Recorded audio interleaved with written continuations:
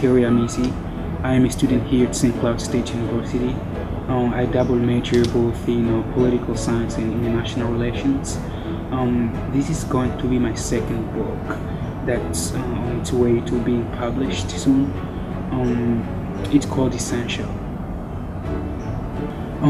When you look at the world, something we've observed is nations that tend to better honor their heroes are also nations that have made a lot of progress within time, and that is something to say about how community come to succeed in the world. Heroes play lots of important roles, such as creating inspiration for kids, being the main target for education in order to use them like models that the rest of the population will follow.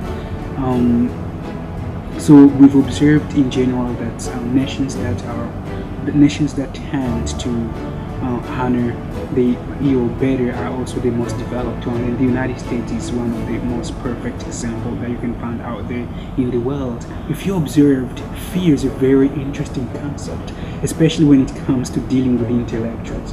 Most intellectuals are afraid of future because future is pretty much opacity. You don't know what to expect, and as a result it comes up with lots of consequences and results from intellectuals on the way they do elect to deal with it.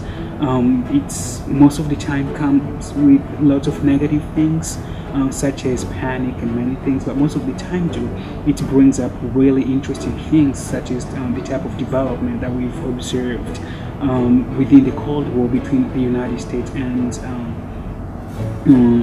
the Soviet Union. So fear does have really something, it does have a very important role to play when it comes to development as well. The race to rational theory is the thesis that regardless of where one chooses to commence an ideology, as long as it's within the spectrum of normalcy, they all tend to, if not immediately, eventually to satisfy the basics of human rationality, and that will be reason. As long as evolution is allowed within the system, there is no bad intention or anything, they'll end up by reaching for the very same results sooner or later, and that's going to include free speech, right to property, and many things. And when you observe all the cultures around the world, all the nations, how they've just been evolving, whether they have been already developed or they are still underdeveloped or in the process of being developed, you find out those facts that they are all moving eventually to the very same direction, which is very, very interesting just to observe.